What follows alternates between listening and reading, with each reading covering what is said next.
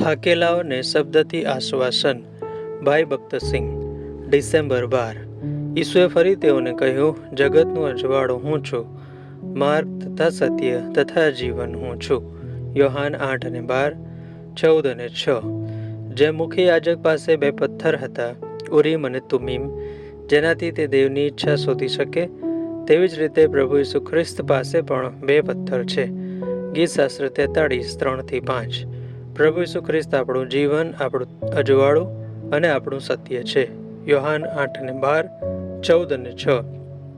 જ્યારે તે આપણામાં તારનાર તરીકે આવે છે, ત્યારે તે આપણું સત્ય અને જીવંત શબ્દ બને છે. તેથી આપણા નવા જન્મ સમયે આપણને દેવના વચનની અસામાન્ય ભૂખ લાગે છે. તેને દરરોજ વાંચીએ તો પણ આપણે થાકતા નથી. આપણા બદલાણ પહેલાં આપણે મેગેઝિન, નોવેલ અને જગીક પુસ્તકો વાંચતા હતા.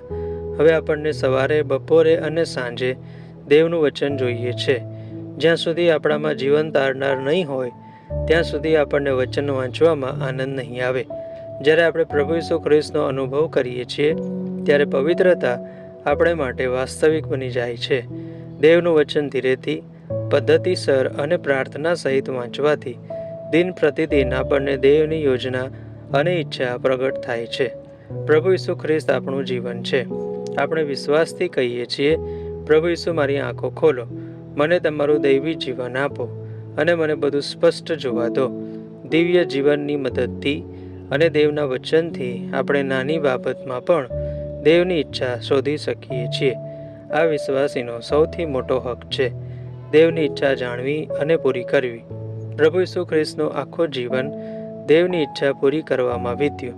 યોહાન 4:34, 5:30, 6:38. જો આપણે તેમના પ્રેમ અને લાગણી માણવા હોય અને તેમના હૃદયની નજીક આવવું હોય, તો આપણે તેમની ઈચ્છા જાણતા અને પૂરી કરતા શીખવું જોઈએ. દેવની ઈચ્છા પૂરી કરવા દ્વારા જ આપણે તેમની હાજરી માણી શકીએ છીએ. જેમ મુખ્ય યાજક ઉરીમ અને તુમીમ ઊંચકતો અને વ્યક્તિ માટે, કુટુંબ માટે અને આખા રાષ્ટ્ર માટે દેવની ઈચ્છા શોધતો, તેમ હવે આપણે માનીએ છીએ કે પ્રભુ ઈસુ ખ્રિસ્ત આપણા ઉરીમ અને તુમીમ છે. પ્રભુ ઈસુ ખ્રિસ્ત જે આપણા હૃદયમાં આવ્યા છે, તે આપણા સ્વર્ગીય પ્રમુખ યાજક, આપણું જીવન અને આપણું સત્ય છે. તેથી દેવનું વચન આપણા હૃદયોમાં ગ્રહણ કરવા દ્વારા અને વિશ્વાસથી દૈવી જીવન મેળવવા દ્વારા તે આપણા માટે સર્વે સર્વા બની જાય છે.